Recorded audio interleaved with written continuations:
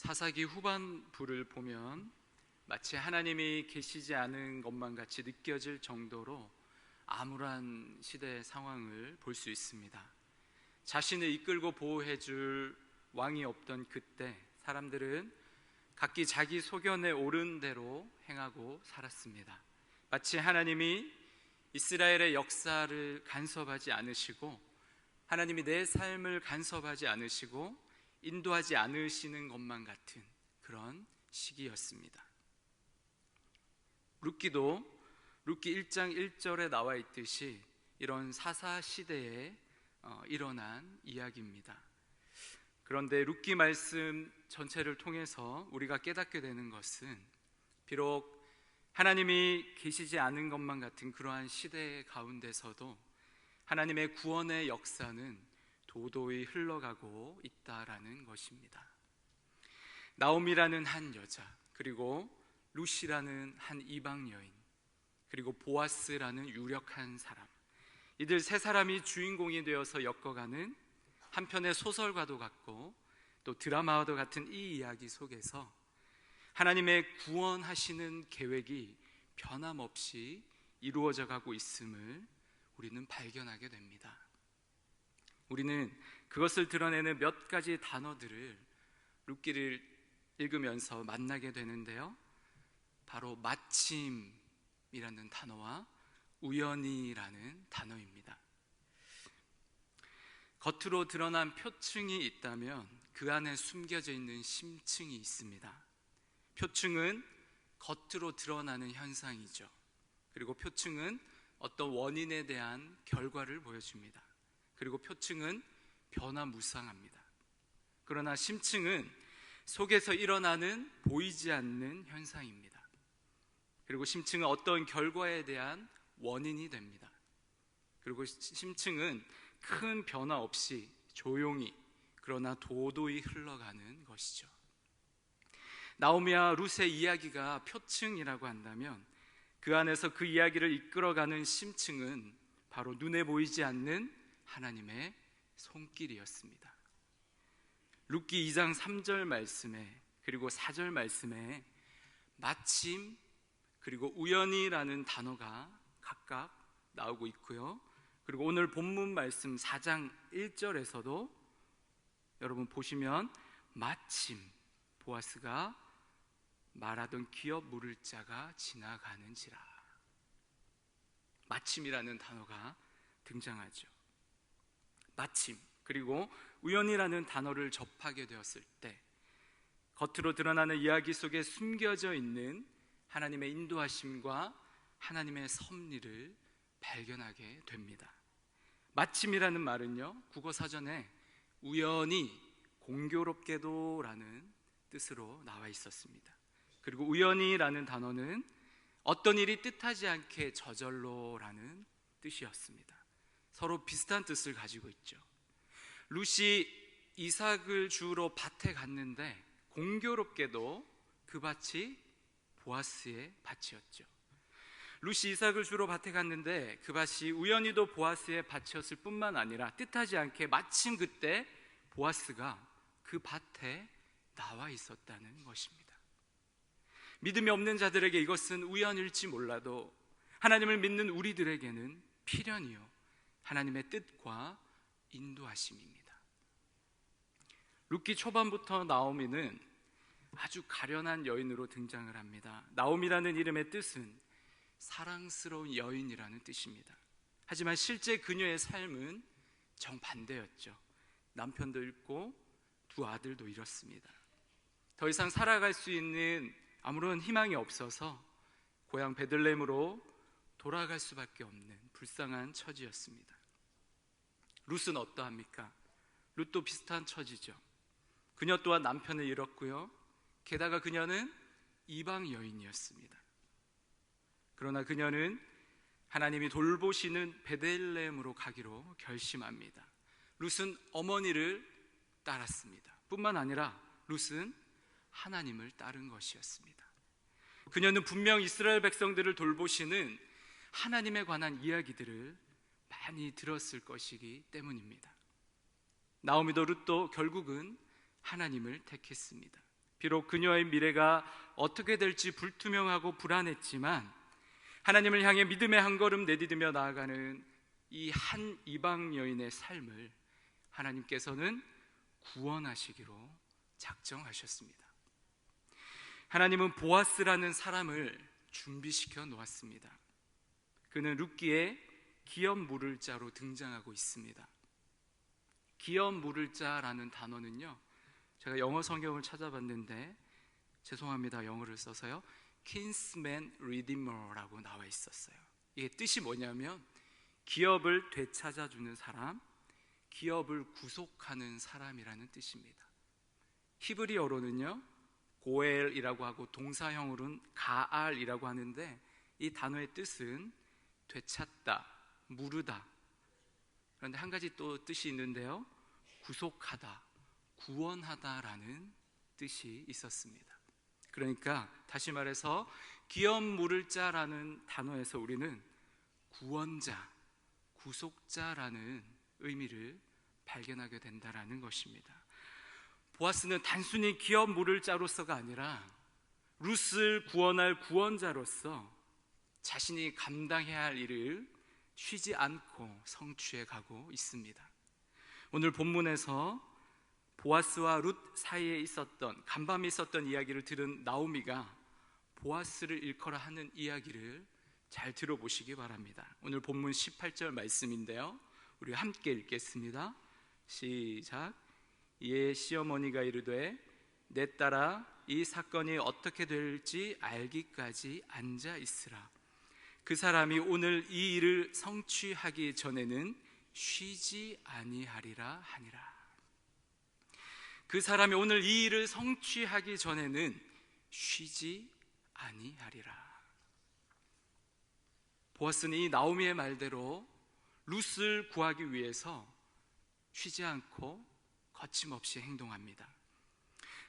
그는 자신보다 더 가까운 친척이 있음을 알게 되었죠. 그래서 그 친척을 제쳐두고 기업을 물으는 이 일이 하나님의 법을 어기는 것이다 라고 생각하였습니다. 그래서 보아스는 하나님의 법을 어기지 않으면서 룻을 구원할 구원자가 되고자 하였습니다. 그래서 먼저 이 문제부터 해결하고자 새벽같이 성문으로 올라갑니다. 하나님은 마침 또 그때 자기보다 먼저 기업 물을 권리를 가진 아무개라 불리는 그 사람을 지나가게 하셔서 보아스와 만나게 하시죠. 10명의 장로들도 청하고 성읍 사람들 앞에서 확실한 증거가 되기 위해서 그 사람들 앞에서 보아스는 아무개라는 사람과 대화를 시작하게 됩니다. 저는 보아스의 이런 일련의 모습들을 바라보면서 어느 한 분의 모습과 오버랩이 되었습니다. 그분은 바로 우리를 구원하시기 위해서 십자가에 죽는 그 순간까지도 구약의 하나님의 모든 약속의 말씀들을 하나하나 다 이루시면서 구원을 성취해 가시는 바로 예수 그리스도의 모습입니다. 예레미야 33장 2절 말씀에요, 이를 행하시는 여호와, 그것을 만들며 성취하시는 여호와라고 말씀합니다. 하나님은 세상 모든 민족이 구원을 얻기까지 쉬지 않으시는 분이십니다. 하나님은 하나님의 일을 행하시고, 하나님은 하나님의 일을 만드시고, 하나님의 일을 성취하십니다. 그러하기에 우리는 우리의 감정과 우리의 느낌과 우리의 상황만을 믿지 않습니다. 비록 눈에 보이지 않지만 우리 눈에 드러난 현상, 그 배후에 일하시고 역사하시고 성취하시는 그 하나님을 믿습니다. 중동 지역의 자스민 혁명 이후에 매우 불안하고 혼돈스러운 정세가 계속 이어지고 있죠. 정치적으로, 종교적으로, 민족적으로 많은 분쟁의 틈바구니 속에서 수많은 순교자들이 발생하고 있습니다. 기독교 역사를 살펴보면 지금 이 시대가 결코 순교자가 적은 시대가 아닙니다. 알려지지 않아서 그렇지 숫자로만 따지면 오히려 지금이 더 순교자가 많은 박해의 시대일 수도 있습니다. 제가 두바이에 있을 때 가까운 중동 지역에서 사역하시는 많은 선교사님들을 만났습니다. 그분들로부터 총격으로, 때로는 폭탄으로, 때로는 맞아서 순교당하는 선교사님들의 이야기, 그리고 밖에 나가는 많은 기독교인들의 소식을 종종 듣곤 했습니다. 그 선교사님들은 목숨을 걸고 예수님을 믿는 분들이었습니다. 목숨을 걸고 예수를 믿는 자들 앞에 서면 돈이 없다거나 혹은 일이 너무 많아서 힘들다거나 자녀의 진학이나 취업 문제 때문에 고민이 된다라는 말은 차마 하지 못하게 됩니다. 우리는 지금도 IS에 의해 무고하게 그리고 잔인하게 죽임을 당하는 지구 반대편의 많은 믿음의 형제 자매들의 소식을 듣습니다. 편안히 쉴 곳 없어 방황하는 수많은 시리아의 난민들의 이야기도 듣습니다. 북한 지하교회 성도들의 피 맺힌 절규와 숨죽이며 올려드리는 그들의 기도 소리를 듣습니다. 순교와 박해가 끊이지 않고 피해 소식이 계속해서 들릴 때마다 저는 가끔 하나님 앞에 기도하며 질문해 봅니다. 하나님, 언제까지입니까? 하나님, 아직까지 순교의 피가 필요하십니까? 하나님, 정말 피를 더 원하십니까? 얼마나 더 많은 자들이 피를 흘리고 쓰러져야 합니까? 도대체 하나님의 구원은 어디에 있습니까? 계속되는 전쟁과 테러와 순교와 박해 가운데 하나님의 나라는 어디에 있습니까? 그러다 어느 날 복음을 드러내놓고 전혀 전할 수 없는 무슬림들 가운데 하나님께서 전혀 예상하지 못했던 방법으로 무슬림들이 기독교로의 회심이 일어나고 있다는 소식을 들었습니다. 실제로 개종하는 무슬림들의 숫자가 점점 늘어나고 있다고 합니다. 그때 저는 생각했습니다. 하나님은 하나님이 마치 계시지 않으신 것만 같은 그런 상황 속에서도 하나님의 구원의 드라마를 계속 만들어가고 계시구나. 하나님은 뒷짐지신 채 방관만 하지 않으시며 순교자들의 죽음 가운데 함께 하시고 슬퍼하셨구나. 하나님은 인류의 역사라는 그 큰 바다의 깊은 심층 속에서 흔들림 없이 강직하게 그리고 도도하게 그분의 구원의 역사를 흘려보내고 있으셨습니다. 비록 그 표층은 바람이 불고 물결이 거세게 일어나는 것처럼 보여도, 그래서 위축 들고 주눅이 들고 겁을 내는 것처럼 보여도 하나님 그분의 일을 행하시고 그분의 일을 이루시고 하나님은 그분의 일을 성취하시는 분이셨습니다. 저는 경남 진해 작은 어촌 마을에서 태어났습니다. 제가 대학을 갓 졸업할 때만 해도 저는 제 인생의 그 시골 마을에서 결혼해서 살다가 거기서 죽을 줄 알았습니다. 하나님을 깊이 만나고 수년이 지난 어느 날 서울 잠실대교를 차를 몰고 달리고 있는 저를 발견하게 됩니다. 촌놈 출세했구나 생각했습니다.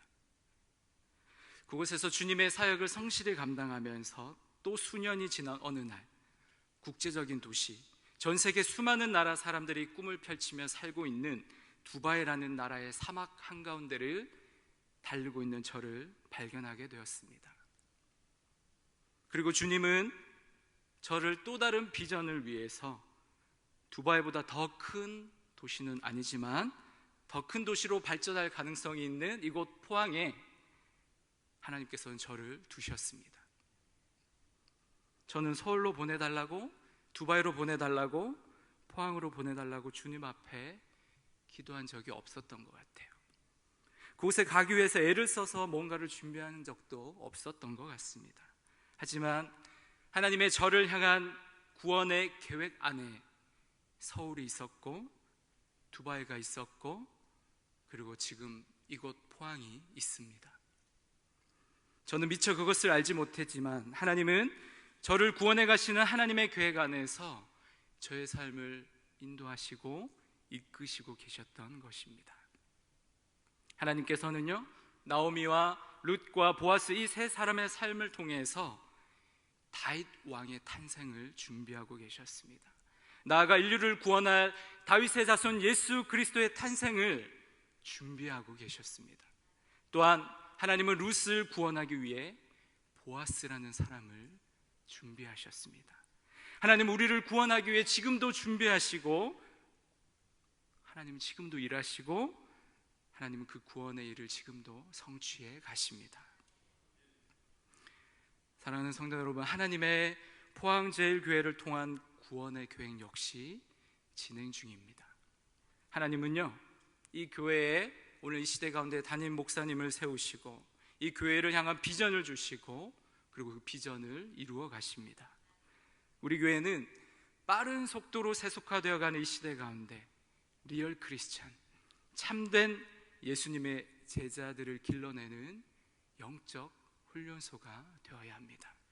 뿐만 아니라 21세기 안디옥 교회, 선교적 교회로 변화되어서 이 나라와 민족과 세계와 열방 가운데 복음의 빛을 비추어야 합니다. 이는 결코 단기간에 승부를 걸 일이 아닙니다. 우리는 하나님의 말씀이 사람을 변화시킬 수 있음을 믿습니다. 힘들다, 안 된다라는 소리에 귀 기울이지 않고 하나님의 말씀에 더 귀를 기울여야 합니다. 하나님의 뜻이고 하나님께서 기뻐하시는 일이라면 비록 힘이 들고 더딜지라도 우리는 꾸준히 우리의 할 일을 묵묵히 감당해야 할 것입니다. 우리는 우리가 할 일을 성실히 믿음으로 인내함으로 감당하면 하나님은 하나님의 일을 만드시고 행하시고 성취하시길 것이기 때문입니다. 무슨 일이든 일이 되려면 두 가지가 뒷받침되어야 합니다. 하나는 뜻을 세우는 일입니다. 그리고 두 번째는 뜻이 세워졌다면 그 뜻을 향하여 마음을 합하는 것입니다. 우리 교회는 하나님께서 이미 뜻을 주셨죠. 뜻을 주셨다면 이제 우리 모두가 그 뜻을 향해 마음을 하나로 모으는 일이 남아 있습니다. 지금 우리는 바로 그 일에 힘을 써야 하는 것입니다. 눈에 보이지 않는 하나님의 역사는 이미 우리 안에 시작되었고 계속해서 흐르고 있습니다. 비록 더딜지라도 우리가 한마음이 되어서 하나님이 기뻐하시는 이 일을 포기하지 않고 계속해서 해나갈 때 하나님의 구원의 역사는 우리를 통해서 이루어져 갈 것이라 저는 믿습니다. 보아스가 자신보다 더 가까운 기업 물을 자에게 기업을 물을 것인가 물어보았을 때 그 사람이 기업 물을 것을 포기한 이유가 있었죠. 오늘 6절 말씀에 그 기업 물을 자가 이르되 나는 내 기업에 손해가 있을까 하여. 그가 기업 물을 것을 포기한 한 가지 이유는요, 자신이 손해를 볼까 봐였습니다.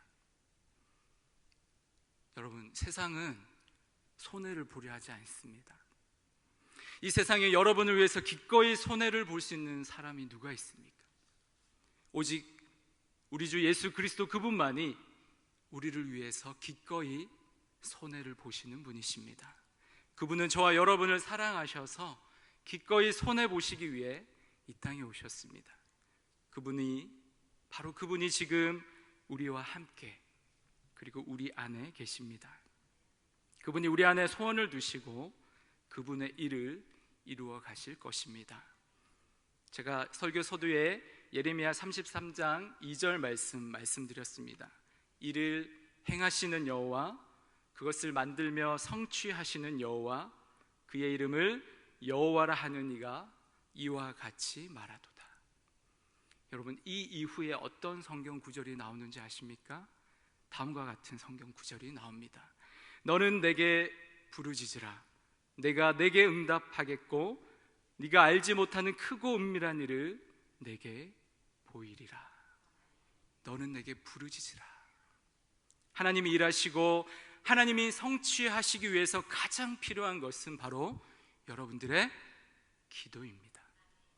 하나님이 일하시고 하나님이 성취하시도록 우리 기도의 양을 성실히 채워가는 오늘 하루 되시기를 축복합니다.